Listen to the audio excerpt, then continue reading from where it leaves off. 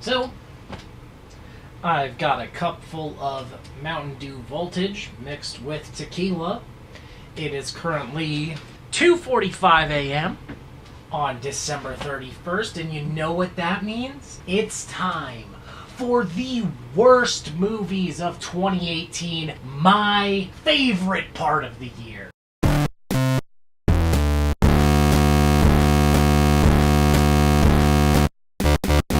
Oh my god, I am so excited to get into this list. These are the worst movies, the most dog shit movies, the most horrible movies you've ever seen in your life, but not really, maybe a couple of them. I'm just stoked to talk about these, because if there's one thing I am known for, it is my rants. Alright, so I'm going to be honest. This year has been pretty horrible for me. I'm sure it's been horrible for you. It's been horrible for a lot of people. The one thing that brings me solace in life is just tearing apart things that I fucking hate. So let's get into the worst movies of 2018. So to start off the list, I have a movie that was pretty critically acclaimed, honestly, and I don't know why. That movie is Hereditary. And all together there. At the end.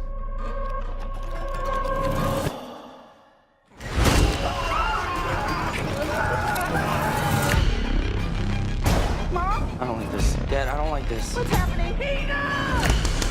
Don't you ever raise your voice at me! I am your mother! Please stop! Mom, what's happening? Make it stop! Make it stop!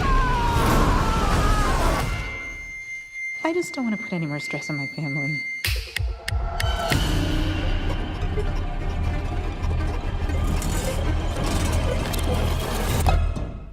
I wanted to like this movie so much. I'm a big fan of the A24 films. I think they're a great production company. I think they have a pretty solid idea of what they want to accomplish when it comes to creating movies and putting them out. But, oh my god, Hereditary was one of the worst movies I've seen in my entire fucking life. I never walk out of movies, okay? This is one of the things that I really want you guys to know. It's very difficult for me to walk out of a movie. I think it's disrespectful to walk out of a movie, but this is one that I just had to. And it's ironic, because it was one of the movies that I walked out in the last 5 minutes of. That is something I've never done. I've never done it. If I've walked out of a movie, it's usually been within the first hour. But Hereditary, there was like literally 5 minutes left before we hit credits, and the ending of this movie pissed me off so much that I had to leave, because if I didn't, I would have started a shitstorm in the middle of the theater.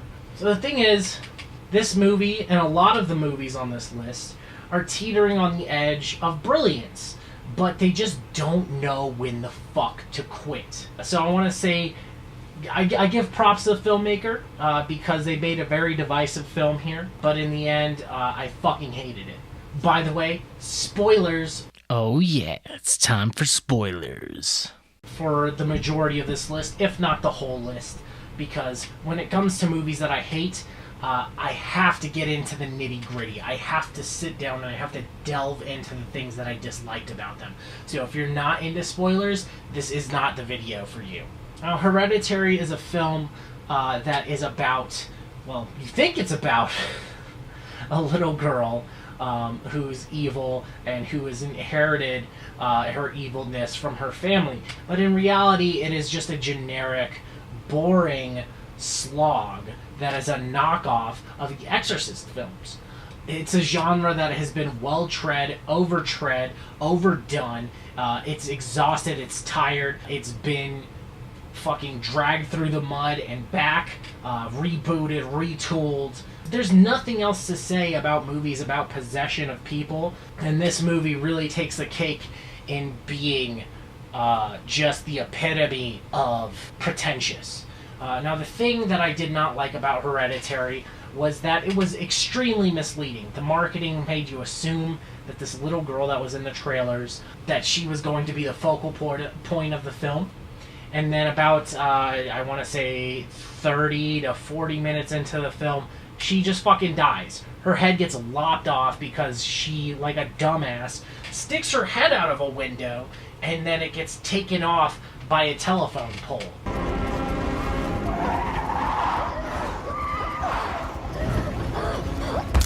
And you know what? That would have been fine. It probably would have been a nice subversion of plot if it actually became a better movie because of it. After that point, the movie just goes downhill.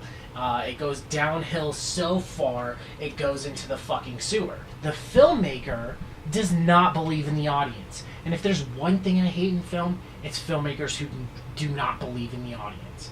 Okay? I think that the majority of people are smart enough to understand filmmaking. They're smart enough to understand where a story is going.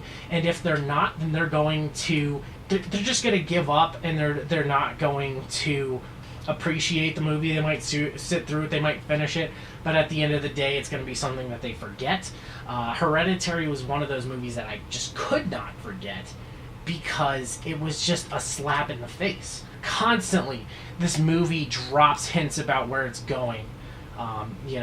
It lingers on shots of a book that essentially says, hey, there's a fucking demon that's lurking around. It's a king of demons. It's not Satan, but it's this other higher demon that's going to take over the body of somebody. And it can't take over little girls. It has to take over a little boy. I'm all for visual storytelling. I think visuals are an important and essential part of filmmaking. There's a rule in filmmaking, right? There's show, don't tell. Okay, that's one of the key things that I've learned in my extensive years of schooling. And this film goes overboard to the point where the showing is telling. It's literally just putting something in front of the audience and making them look at it and then moving on to the next thing. And it's almost assuming that they won't actually fucking read what's on the screen.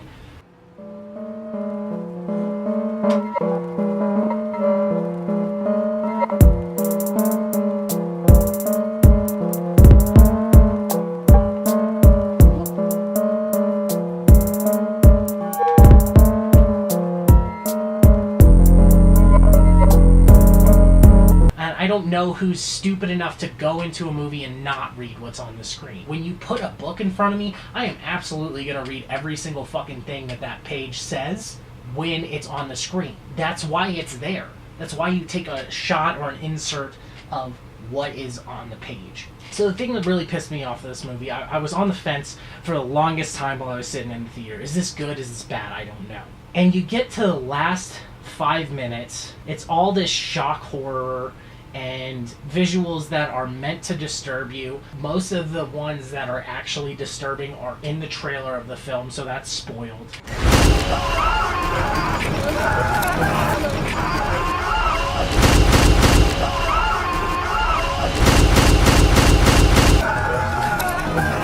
This film really fucking got on my nerves because the last 5 minutes of it was already explained to me. They literally take this visual interpretation as if it wasn't clear enough of what was going on, and they put it in your face, right? The gist of this film is that there's a little girl, her grandmother is a part of a cult. She participates in this ritual, gets her granddaughter possessed by this higher demon. The granddaughter dies, and the demon moves on and goes into the body of her brother, who's an older boy, which the demon prefers because I guess he's a pedophile or fucking whatever. And then, the demon is fucking with the family the entire time. He's just progressively getting worse throughout the course of the film until at the very end, the demon is able to break him through all the things that it's been doing. I swear to God, the reason why I walked out of this film is because the last 5 minutes, dude motherfucking pulls a voiceover, essentially, and has, all the dead members of this cult, standing there, and the boy who's progressively being possessed throughout the film is looking at the corpse of the dead girl. Her head is, rotting, and it's got maggots dripping down. I'm not going to deny that the visuals look good here, but, God, her fucking head is on a pike, and then they take a crown, and they move it from her head to his head. And they go, oh, the demon pieman was inside of her body, and now it moved on to yours, and you are going to end the world because you're a demon and you are the successor to this. You are Paimon, one of the 8 kings of hell. We have looked to the northwest and called you in. We've corrected your first female body and give you now this healthy male host. We reject the Trinity and pray devoutly to you. I swear to God, I was so fuming mad that it couldn't have just ended 5 minutes earlier. If it had literally just ended with him going up to this attic where all this creepy shit was gonna happen, and he looks at, the fucking severed head of his sister with the maggots falling out and shit, and then they put the crown on his head. No voiceover. I would have been satisfied. It might have even made my top 10 movies of 2018 if that had been the ending. But this guy, this fucking filmmaker, was so convinced that the audience was retarded. And I don't take that word lightly, okay? I want you to understand that. He thinks that the audience is so dumb that they have to have this explained to them. And that ruined everything that led up to that point. It essentially took 2 hours of complete bullshit, right?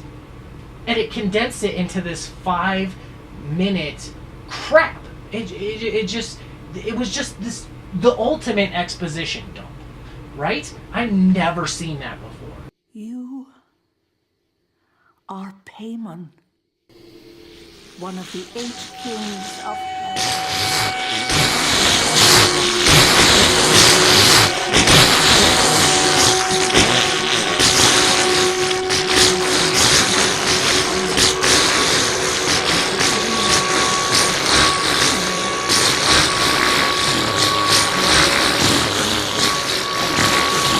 Fuck this movie.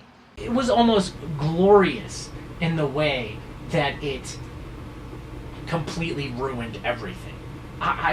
It's failed so spectacularly that it ruined my faith in humanity for a split second. And that split second is when I decided to walk out. So fuck Hereditary and fuck the filmmaker that made it. That movie is garbage, and anybody who says otherwise is stupid. Okay? They're stupider than the fucking filmmaker who made it. Fuck that movie. Holy moly. Alright, now we're going on to number 2. This list is in no particular order, I want to clarify that. All of these movies I disliked, some more than others. The next movie on our list is The Predator. You're insane, right? Gentlemen, they're large, they're fast, and fucking you up's their idea of tourism. Figured something out. I think we're gonna die. Just pointing it out. Our big boy's a hunter. He brought his dogs with him.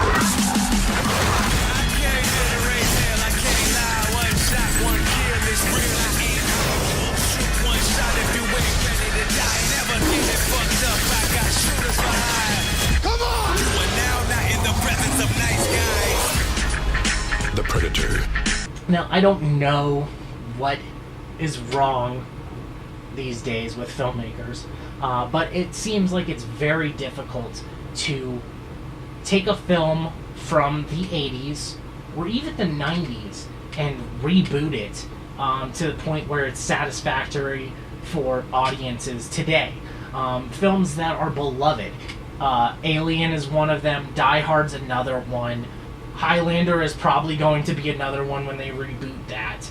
Nightmare on Elm Street was one that was really fucking horrible when they rebooted that. Friday the 13th. I could go on and on all day about movies where they've made sequels or reboots that have been completely awful. And The Predator, this one is more middle-aged than awful, but it was bad enough to where I'm not excited to see another one. And that's a real shame, because I think that Shane Black is a talented writer, and as far as filmmaking goes, his potential has never really reached its peak. as far as him being a director, I don't think he's ever actually been able to make a solid movie. I hate Iron Man 3. I've never seen Kiss Kiss Bang Bang, but people say that it's really good. But The Predator gives me very little hope to see anything else that he has in the pipe works. Essentially, The Predator is a sequel, I think, to Predator 2. It doesn't really fucking matter what it's a sequel to. It could be just be a standalone. The core premise of The Predator is that a Predator ship lands on Earth, and then this elite squadron of soldiers comes across the ship.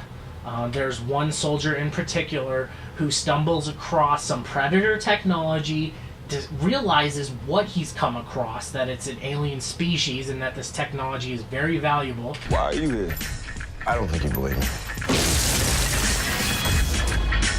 Come on, man. I had a run-in with a space alien.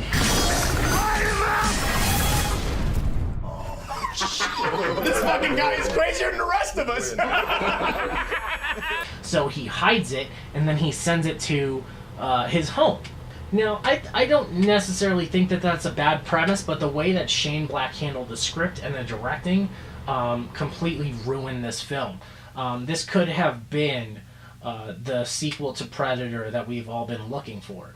I actually enjoyed Robert Rodriguez's Predators, which was about, people getting taken by predators and dropped off on the Predator homeworld. I didn't mind that film. I would have actually preferred a sequel to that one rather than this, because The Predator is just very generic. It's boring. It lingers too long, and it's super fucking cheesy, and not in a good way. I understand what Shane Black was going for. He was going for that 80s, 90s, super corny vibe with lots of over-the-top dialogue. But all the performances in this film are either overwhelming or way too over-the-top. There is a guy, he's in... I don't remember what the fuck his title is. It really doesn't matter. Essentially, he's a man in black who thinks that he needs to secure this Predator technology so that he can get a promotion or some stupid shit. What it really boils down to is that he's just an asshole. But he's such an over-the-top asshole that he's unbelievable. All of his dialogue is nothing that a human person would say. The mind boggles at what they were thinking when they wrote this. And it's in a very similar vein to Alien Covenant, which I also despised. I think more so than this film, but it's pretty close. It retcons a lot of the things that made the Predator interesting.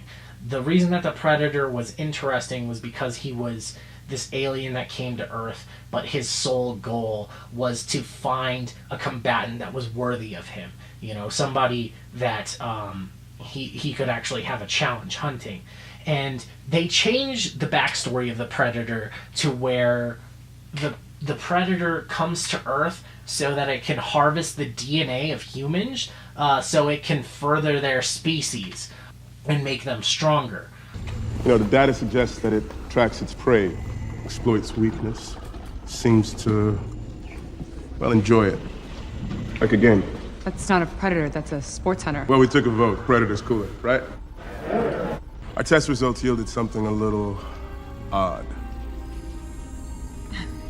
Is this a joke? We ran the genome sequence 10 times. This specimen has... Human DNA. Yeah. I'm not going to say that that's necessarily a horrible premise, but when you're taking into account this entire franchise, which has had multiple movies at this point, this is what? They had Predator 1, 2, AVP, AVP2, Predators. So this is the 6th movie in the franchise, and to completely change everything that you know about the Predator to fit into this box really ruins it. Also, it's very offensive because the reason that the Predator comes to Earth, and I shit you not, okay, I'm not fucking joking when I say this, the reason the Predator wants to come to Earth is because they want to find the Ultimate Warrior, and the Ultimate Warrior is a little kid with autism. Super ableist. Like, I don't know when this became a screenwriting trope. It's been in multiple movies at this point. There was this movie that The Accountant that had this in there, but they play autistic people up like they're superheroes. And I'm not gonna lie, there are extremely talented and smart individuals with autism, but they act like, like having autism just makes you kind of weird, and then you have some ability to comprehend the world far better than everybody else around you. And that is a really negative thing to perpetuate. It's so, like, this film, this kid is constantly bullied because he has this mental disability, and then, he's able to fucking solve a Rubik's Cube within 2 seconds, and he's able to figure out, the Predator technology in even less time. And so they want to get their hands on this kid. And the movie just kind of spirals from there. There's lots of jumps in logic. There's lots of just, again, horrible fucking dialogue. The acting is atrocious. There's nobody interesting in this film. The most famous person in this fucking movie is Olivia Munn, who hasn't been relevant since she was in Attack of the Show, and the only reason that she was relevant in that is because there were a bunch of virgins who got boners because she stuck a bunch of hot dogs in her mouth at one time.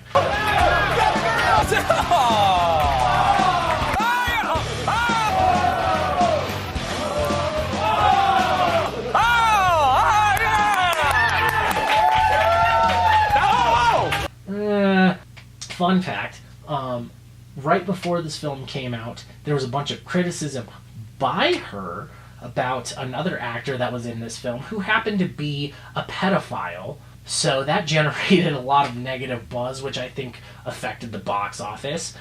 But it's fucking bad. And like the end of this movie, it just fucking made no sense. Like, it turns out that there's a super Predator suit that came down with the Predator ship. And the lead character, who is the bad guy in Logan, gets into the Super Predator suit and beats the shit out of the Predator. That should have been the entire movie. Instead, it's like the last, 5 minutes, and then, he, like, reunites with his family or whatever the fuck. For some reason, there's a cameo by Jake Busey, because Gary Busey was a bad guy in Predator 2. It's really bad. Don't watch it. Also, no Arnold Schwarzenegger. If you were looking for a Schwarzenegger cameo, it's not there. I also read an article earlier today saying that Ripley from Alien was potentially going to be in it, and thank God she wasn't, because that would have just made the Alien franchise even more convoluted and worse. Our test results yielded something a little odd. Is this a joke? Yeah. The next film that we have on our list is Jurassic World: Fallen Kingdom. Genetic power has now been unleashed. You can't put it back in the box.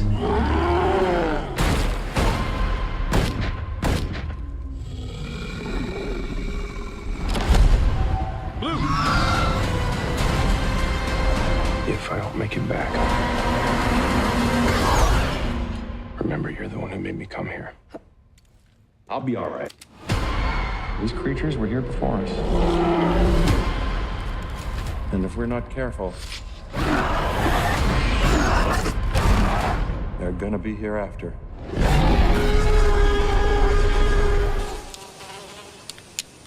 That is one big pile of shit. Obviously, my big beef with this movie is that it's a sequel to Jurassic World. The first Jurassic World was not groundbreaking.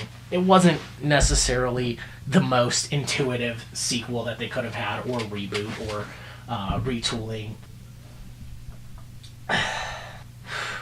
But this film should not have been called Jurassic World: Fallen Kingdom. Okay? It should have been called Jurassic House or Jurassic Mansion. One of those two titles would have made a hell of a lot more sense than Jurassic World: Fallen Kingdom. The entire plot of Jurassic World Fallen Kingdom is that there happens to be a secret partner that John Hammond had who helped him set up the original Jurassic Park. And then this guy wants to get a hold of the dinosaurs who are still on Isla Nublar, right? And there happens to be an active volcano that's about to explode. So what he does is he commissions Owen and I think it's Claire from the first movie to go to the island and save the dinosaurs from getting killed by this volcano. That could have been the premise for the entire fucking movie, but literally this sequence is maybe 20 minutes out of the entire 2.5-hour runtime. They get to the island, they save the dinosaurs. Of course Owen has to reunite with Blue because that is his only character trait, is that he gives a shit about some raptor who he raised but happens to fucking hate him. Blue! Yeah, they take the dinosaurs, they bring them back to the United States. You know, you don't actually get to see the dinosaurs inhabiting the United States. The remainder of the film takes place inside of a mansion, and the bad guy's plan boils down to, I'm going to sell these dinosaurs and make some money off of them. I have $4 million. Anyone have 5? 500 man, 7 hands, 77 hands, 18, 82, 55, 87 hands. Sold to the gentleman from Indonesia. Congratulations, son. The guy comes up with this elaborate plan, sends, fucking multiple aircraft carriers, sends an entire private army to this island to save these dinosaurs, only so he can sell them for, $20 million. It's fucking stupid. But it gets worse. There's a little girl in this film. The entire time you think she's the granddaughter of the secret partner of John Hammond, but really, she's a clone of that guy's deceased daughter. And that factors in because at the very end of the film, Owen and Claire, they have this tough decision, this conundrum of whether or not to save these dinosaurs from extinction, because there's a gas leak in this mansion and they're all in these cages and they're about to die. And this little girl shows up and she realizes that she's a clone of the deceased daughter. And she goes, the dinosaurs, oh my god, the dinosaurs are like me. And she's the one that decides that the dinosaurs should roam free. So she lets them out, and then now they're free in the United States. Now my question to you, and my question especially to the filmmakers, is why the fuck did you take so much time to essentially make... This is obviously the middle part of a trilogy. Why did you take 2 goddamn hours out of my life so that you could essentially go, okay, this is how the dinosaurs get from this island to the United States. It couldn't have just been, there's a volcano, the dinosaurs come over on a boat, and then they happen to get out while they're being transported. No, you have to take an entire fucking movie to explain how the dinosaurs escape from a cage. Really? You had to add this entire subplot about human cloning, which makes no fucking sense, to add this stopgap for Jurassic World 3. I'm not watching a Jurassic World 3 if it happens. I fucking refuse to. Because I've given this franchise so many chances, and it's just awful. At this point, the entire plot of Jurassic World 3 is going to be the dinosaurs showing up at a convenience store and eating 2 people. And then Owen happens to run across Blue in the middle of a fucking crosswalk. And then he has to walk Blue back to his house. And then, of course there's going to be some slapsticky bullshit where he's got stakes and he's slowly throwing them out on the fucking sidewalk. Like, this franchise is dead in the water. It's been dead in the water since Jurassic Park 2 came out. I honestly have no clue why this film exists, but I guarantee you that there's going to be a third one because this film made all of the fucking money at the box office. I think all of the characters are uncharismatic. I think the plots in these films are dog shit. I think that they're lazy. They're slapped together. They have very poor CGI. The opening of this film made no sense. Well, honestly, the entire film made no sense. I cannot justify spending any more money on a franchise that is so stagnant and so uninspired. Steven Spielberg, I'm ashamed that you even attach your name as an executive producer on this shit. This is worse than Indiana Jones 4. Right? You realize that, right? It's worse than Indiana Jones 4. Open right.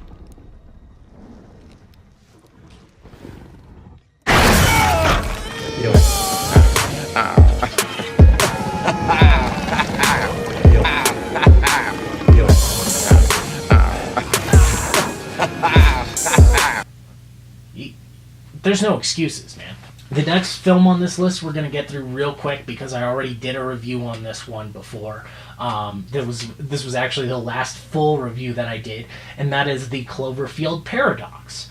Why have you come back?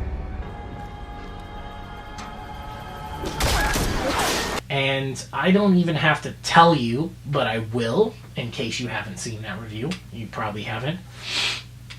That this film was so bad that it wasn't released in theaters. Initially, it was planned for a theatrical release, and at the last minute, Paramount was like, you know what, we're not going to make any fucking money off of this, so let's just dump it onto Netflix, and hopefully people are going to watch it. And their gimmick was, oh, it's Super Bowl Sunday. Once the Super Bowl is over, come over to Netflix and watch the Cloverfield Paradox, the exciting new entry in the Cloverfield franchise. What's going on? You have to help him!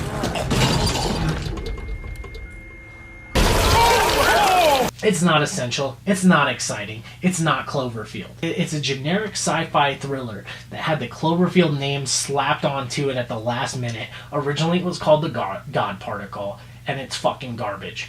This team of scientists decide that they're going to figure out a renewable energy source, and then they shoot a space laser. The space laser happens to open up a rift into another dimension. The dimensions fuse, and then all sorts of wacky shit happens in space. It's basically Final Destination in space. That sums up the entire movie. If you want to watch the review, I will gladly link it to you. I will tell you this, though. It is not worth your time. It's not a good movie. It's not a fun movie. It's not fit for Netflix. It's fit for a fucking landfill because it is boring.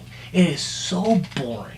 If you're interested at all in this film, I highly suggest just going onto YouTube and just watching a montage of all the death sequences, and it's far more satisfying if you just watch it that way. Probably finish it in 8 to 10 minutes, and you'll go, oh, okay, that was kind of interesting, and you'll forget about it for the rest of your life. I wish I could, because it's so much time that I will never get back. It was poorly written, it poorly ties into the rest of the Cloverfield franchise, and again, it doesn't really have jack shit to do with Cloverfield, other than Paramount decided to slap the name on it because they thought it would gain them some prestige.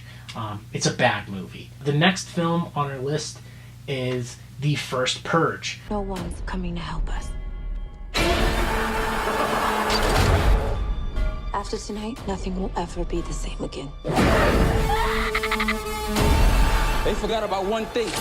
They forgot about us. What have I done? Run! Stay strong now. I'm coming.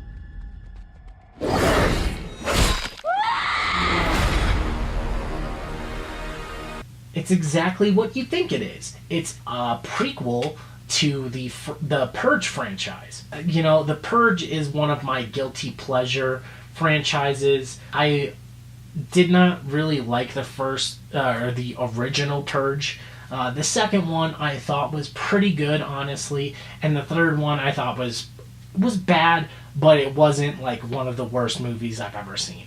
The first Purge, though, it's an abomination. It doesn't really have any significance as far as the franchise goes, other than setting up some base elements to explain why the Purge has become a thing that happens in this universe. There's no reason for this film to exist other than to kind of try and bait people into a political argument.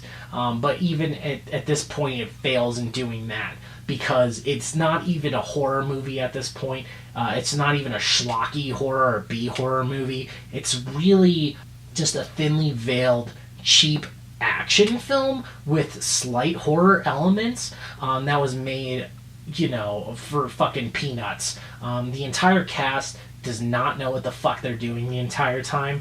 The whole basis of them starting the Purge is because and other Purge movies pretty much suss out exactly what this is. Essentially, an alt-right extremist group is able to take over the government of the US. They rise to prominence, and then they decide, hey, we're gonna have a night one time a year where we're gonna have a bunch of people kill each other. But to get people on board, obviously, they have to have a test night.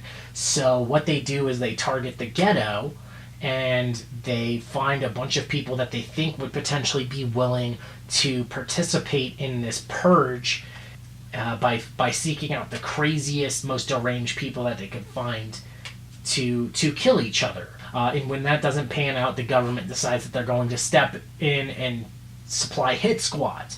But that's literally what the Purge 2 and 3 establish. So I don't know why the fuck this movie exists. There's one guy in this film who is like super crazy. He has a bunch of cuts on his face and like tattoos.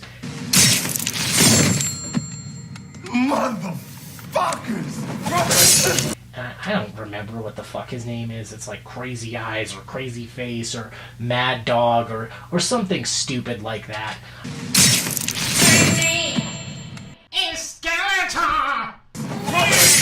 This entire film is just like, oh, the government is lying to you, and this is how the Purge really happened. And like, if you've watched these movies, you're like, I fucking know. It's so redundant. It's cheesy. The main character has a little brother who's this innocent kid, but he wants to be a thug, so he decides that the way that he's going to prove himself is that he's going to participate in the Purge night, but he's a fucking dumbass, so every single opportunity he has to kill somebody or steal or whatever, he fucks it up. Make that money. Soil that soul, innocent eye.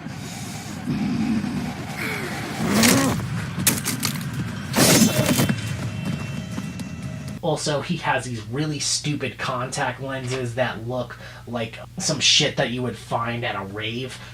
They light up and they're like purple or green or blue. And I just get so exasperated talking about this because like my mind just atrophies when I think about the time and effort that went into making this film that could be spent on so much other stuff. It's not memorable. The only thing that I remember taking away from this film was that there's a sequence where the main character, who also happens to be a hardcore, ruthless drug dealer... You gotta be fucking kidding me. Oh, by the way, there's like this drug war element where these two factions are going against each other, and one faction decides that they're going to attack this other one during Purge night so that they can, come out as the top dog. And this other guy is like the head of this current cartel, and he's the protagonist, which makes this film it's super fucking racist. It's pegged as it's riding the wave of African American cinema that we're experiencing now with films like Get Out and Sorry to Bother You, and it's exploiting that. It's very similar to these 1970s exploitation films like fucking Dolomite and Superfly, where they painted black people in a very negative light. Yeah, the main character at one point he does some like fucking Matrix moves. And in the middle of the theater, I just fucking burst out laughing because the fight choreography in the scene was so horrible. It looked like a Key and Peele sketch. This place is crawling with them. What was that? What? Cover me.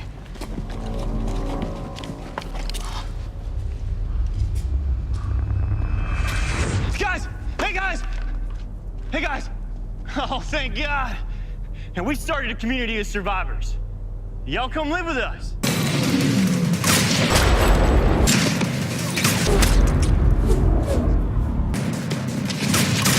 So the First Purge, I would say that is unfit for human consumption, and that this film needs to be purged from existence. Next film on our list is another one that rides that blaxploitation wave that has been reoccurring. Again, I'm all for African American filmmakers coming up and telling their stories.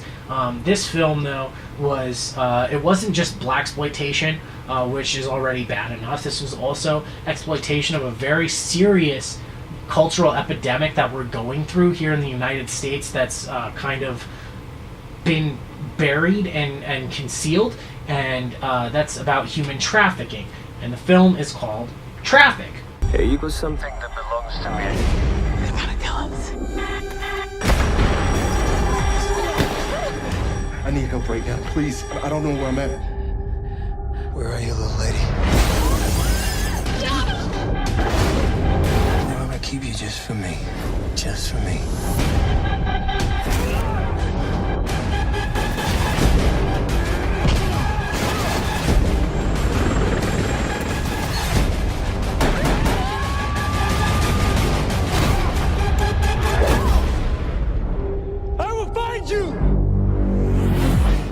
It stars Omar Epps, who hasn't been seen in jack shit since like 2001, maybe. It's been a long fucking time since this guy's been in a movie. Regardless, Traffic is... I think the premise was kind of interesting, but when they skirt into real life issues, the film completely goes downhill, and it just completely lost me. Traffic is essentially about this couple that's going on a vacation because they're getting engaged. They find a really nice house that their friend lends to them, and they're just having fun. On the way there, on their little road trip, they stumble upon, the woman in the couple stumbles upon this woman who is this fucked up meth head, who stows a phone in her purse, and then it brings a bunch of drug dealers and human traffickers to their house, and they kidnap this woman and they try to traffic her. But it was so offensive. That is the main takeaway that I had from this film. It was just like beyond offensive. Like, I couldn't believe what I was fucking seeing. Every single day, there are people that are taken away from their families and forced into prostitution, forced to marry somebody that they don't want to. And this film it doesn't necessarily make light of that, but it's pretty close, They just assume that everybody's like some very obvious white supremacist meth head, but the situation is a lot more convoluted and complex than that. It doesn't really delve into that enough. It's more of an afterthought, and it's one of those films that's just taking a topic that is very serious and just using it as an excuse to gain media coverage, Like, there's nothing memorable about this film. They have the police jump in on it again as another one of those things where it's saying, politicians and the government is corrupt. I hate to break it to you, sweetheart, but this is the real world. Everything is trafficked. All the shit in this store, that pretty little top you're wearing. When you go get your nails done, where do you think those girls come from, huh? I'm just a part of a system that already exists. And you are fucking with my system. The acting was bad. Writing was atrocious. Just all the characters were unbelievable. Their actions were completely fucking stupid. There's a scene where one of the main characters decides that he's gonna sacrifice himself. They all have opportunities to get away. They never do it. And it just makes these people that have been marginalized and abused by society look like they're fucking morons. And I hate that. I hate that there's a film that exists out there that perpetuates really negative ideas like this. So Traffic that's a no-go for me, dog. That's a nah. Next up on the list, we have Mission Impossible Fallout. Ethan, that's not who we are. Maybe we need to reconsider that. You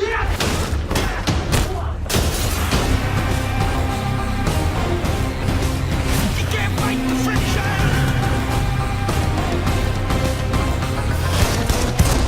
So, how is he? Hell, you know. Same old Ethan.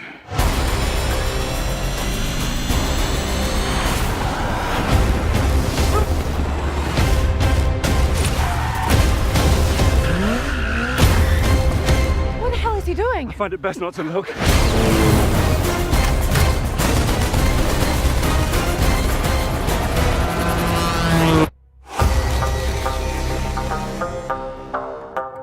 This is one of those films that a lot of people gave a lot of praise to. It's one of the less bad films on this list. At first, I thought I enjoyed this film. There are enjoyable elements to this film, but overall, it doesn't cut it at this point. One thing I do like about the Mission Impossible films is they try to push the envelope. I think Tom Cruise has a very good eye when it comes to stunts and action set pieces, and I did enjoy a lot of that in this film. I thought there was really great use of practical effects, but that's not really enough at this point to hold my attention as an audience member, you know. Mission Impossible Fallout is the 6th Mission Impossible movie at this point, and hopefully the last one. The reason being is that, you know, there's not a whole lot else that the Mission Impossible franchise can do to really continue. They've mined everything that they could at this point. James Bond movies at least are able to give you a different perspective when it comes to each film. You know, they switch it up and they have different Bonds. And Mission Impossible is just an excuse for Tom Cruise to go on a vacation and do some wacky shit and get praise for it. And I'm fucking done with it, man. I don't care how cool the set pieces are. There's some really cool ones, like he's dangling off of a helicopter. There's some pretty crazy motorcycle chases. You know, he's running through alleyways, diving over shit, doing parkour, all that crazy stuff that he's used to. But the thing that really bugged me about this film was that because this is the 6th Mission Impossible movie, they had to re-pitch the entire franchise to the audience, and it just got so grating with the exposition that it became exhausting after a certain point.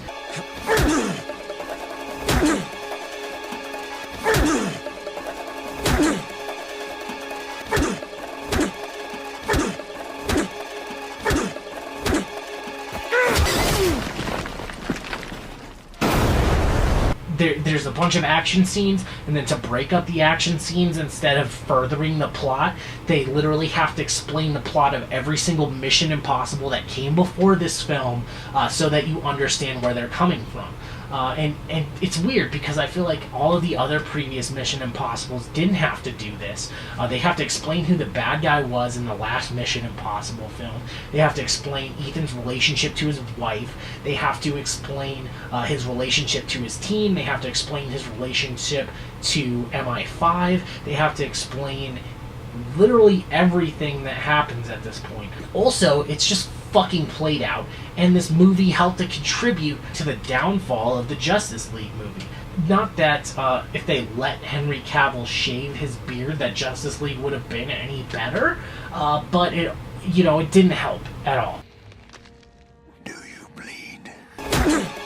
The plot is just super generic. It's super obvious to see where it's coming from. They introduce this guy who just happens to show up every single time there's a problem, and so of course he's going to be the bad guy. Sorry, spoilers if you haven't fucking seen the movie already. I hope you don't have to suffer through it, because it's another one of these almost 3-hour-long slog fests. But Henry Cavill happens to be the bad guy. and he's working for the CIA, and it turns out that he's a double agent, and he's a mole, and he's using Ethan as an excuse, or he's setting Ethan up to look like he's a terrorist. But they have to go into all this convoluted bullshit to establish why Henry Cavill sets him up. And they have to explain just everything. You know, it's like when I sit down and watch an action movie, it should be mindless, but it also shouldn't be a fucking Wikipedia entry, you know, explaining everything that happened up to this point.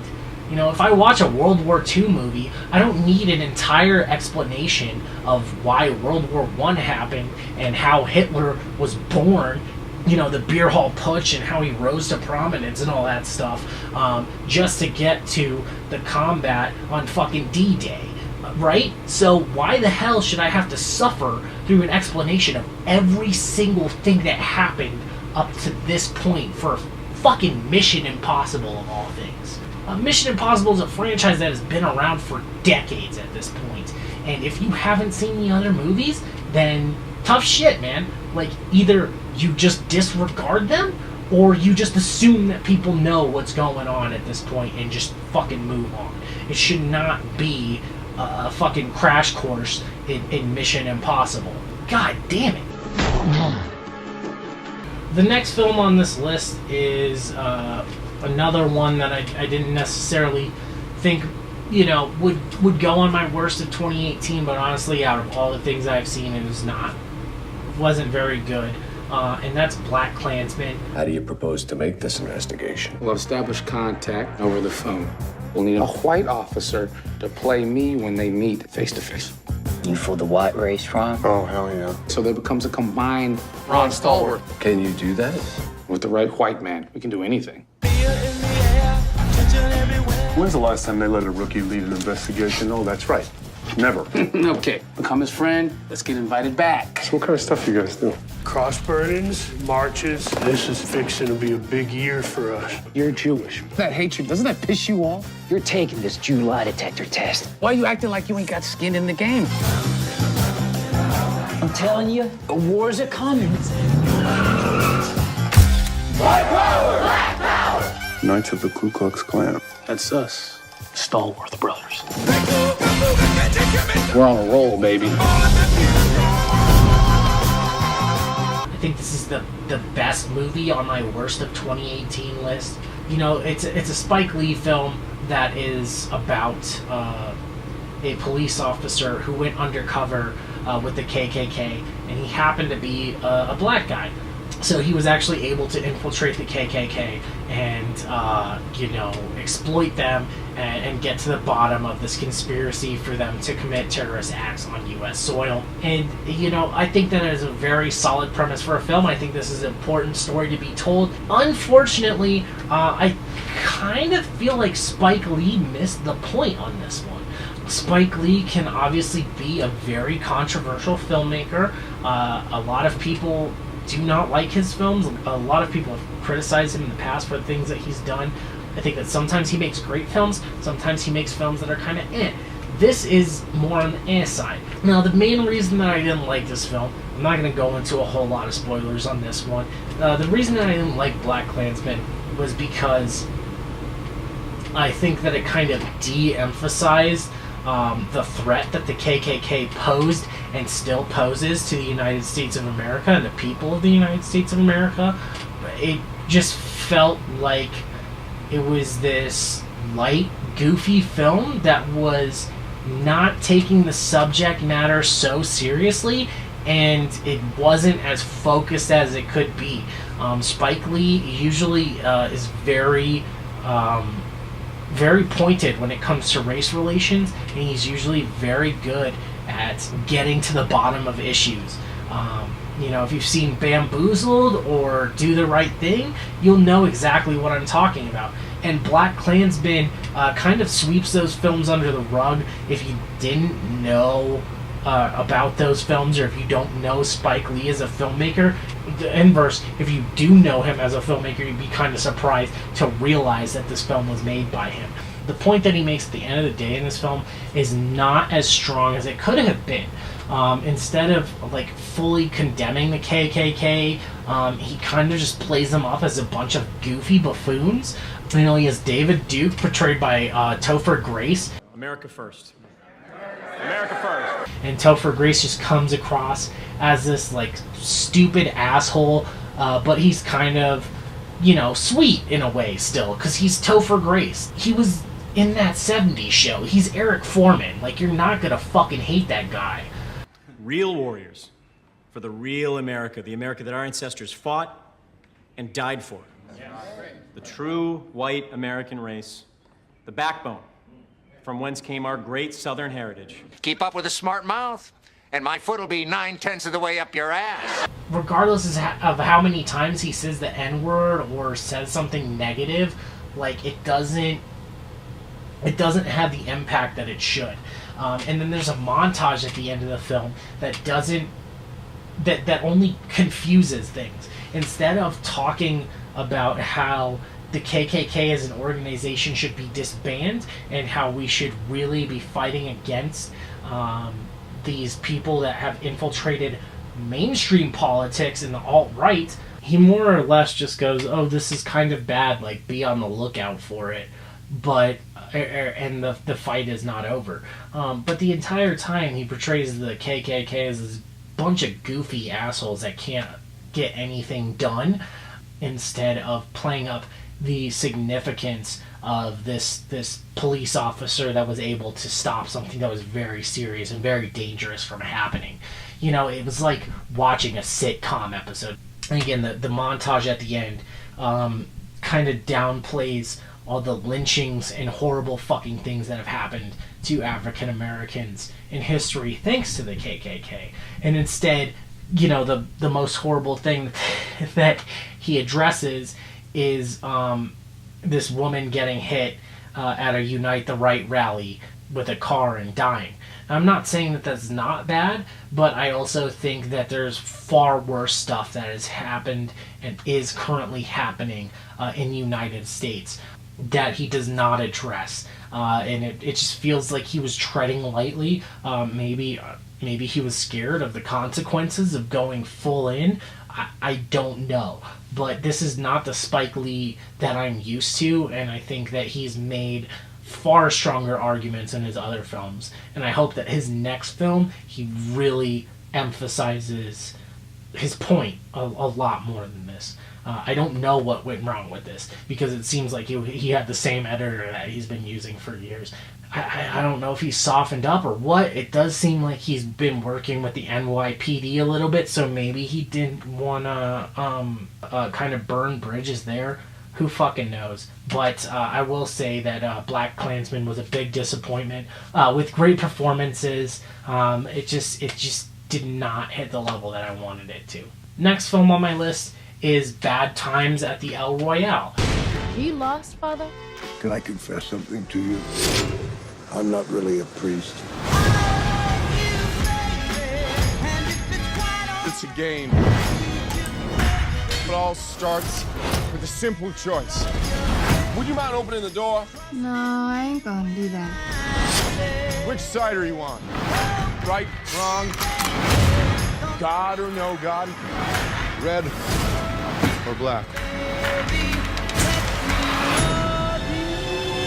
I've done horrible things. So's everybody. Shit happens. Get the whiskey.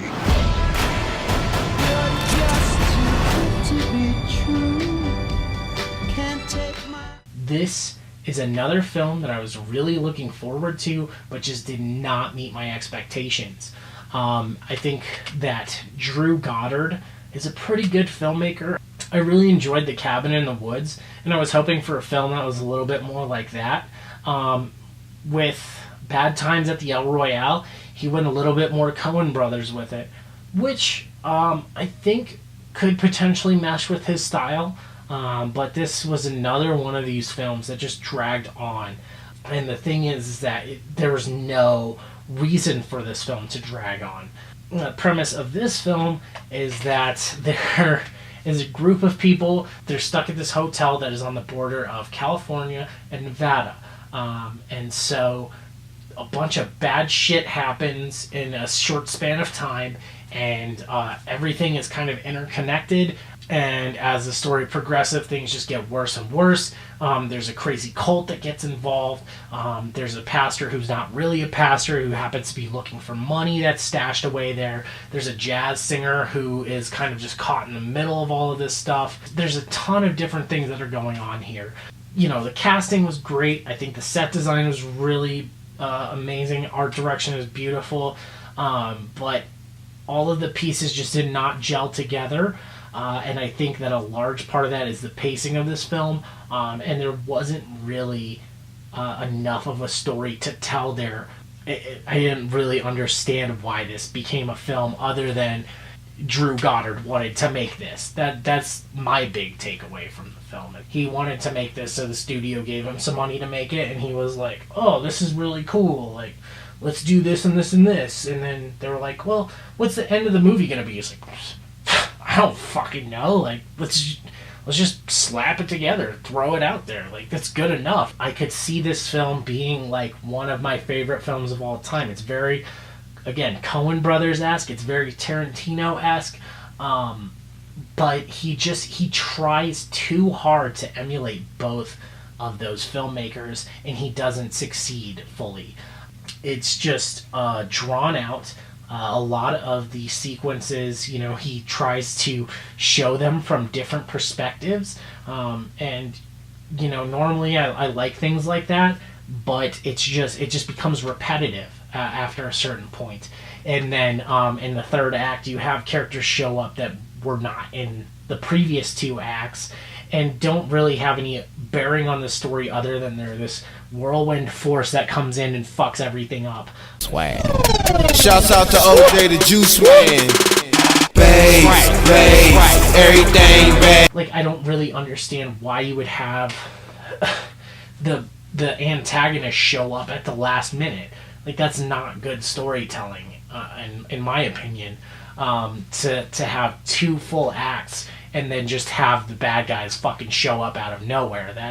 It's just hackneyed, and it feels like it was this last minute excuse to get Chris Hemsworth into the film in some capacity. He's not really built up, and he also doesn't really gel with the character that he's playing.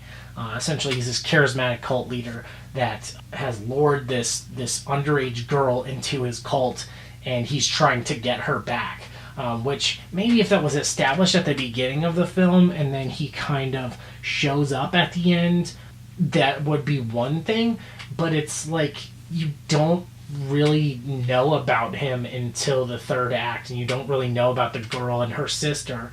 And then all three of those characters, if I remember correctly, they all fucking die at the end. So there's not really any reason for that entire plot thread. So the movie's just pointless. It doesn't really say enough about the state of the world in that time period. It doesn't really have anything memorable in it, other than it. Basically, the entire premise of the movie is there's a bunch of assholes in the world, and you can either let them get on your nerves or you can ignore them. You shouldn't take 3 hours to explain that. I think that's most people's worldview, and if it's not, like, you don't need a fucking movie to explain that to you. It was one of those films that I desperately wanted to like. I was so excited for it, and when I saw it, it was just so bad that I was just disappointed, you know. Also, it was kind of weird because the main character is this jazz singer woman, who very clearly, I think the role was written for Jennifer Hudson. They found a woman that looks almost exactly like her, very similar to her, but it's not Jennifer Hudson. It's some woman that I've never seen before. So that was kind of off-putting. That, like, it felt like a mockbuster in that regard. It felt like a film by, like, The Asylum, like the guys that make Sharknado. Like, it felt like a knockoff because of that. I was just so disappointed by this film. So that's the main reason why this makes my worst of 2018 list. If they had just made some slight tweaks to the film, the plot, the casting, I I think it probably is another one of those ones that could have made it to my best of 2018 list, but ultimately it just wasn't very good. The next film on my list was Venom. Eyes, lungs, pancreas, so many snacks, so little time.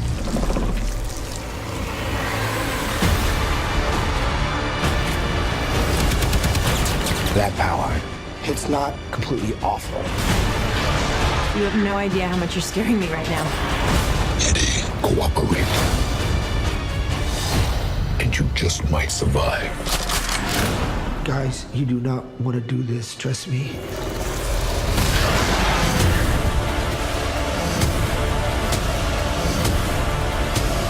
Giant leaps will always come at a cost.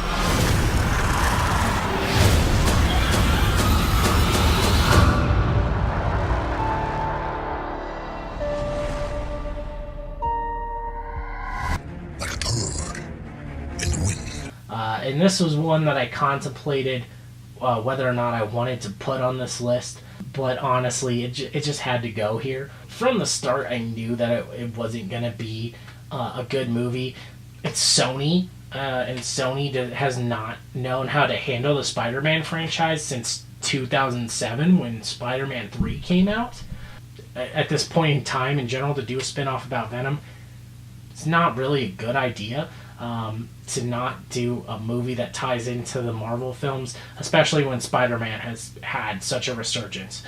So it was really disappointing to see a film that was so generic. It felt like a movie from the 90s. It was just whack. That's it. It was whack. There's nothing else that I can say other than show you a clip of the film and say, this is fucking bad. This is essentially what this movie is. It's not what you expect it to be. It feels like it was improvised. The writing is bad. Tom Hardy tries his best to salvage Eddie Brock as a character, but clearly he wasn't given any clear direction. It's not a fun movie to watch. It's more fun than some other bad comic book movies. I wouldn't say it's bad like Fantastic Four. I would say maybe it's in line with something like Batman and Robin, where it's so shitty and cheesy that it's entertaining. Actually, probably the best example is like Punisher Warzone. I'm gonna get my applesauce back. I'd say if you've seen Punisher Warzone, if you go into Venom with that expectation of it being cheesy and bad like that, you might actually enjoy it. It feels like a romantic comedy with Venom and Tom Hardy as the couple in it. Hi, Eddie. Whoa. Yeah.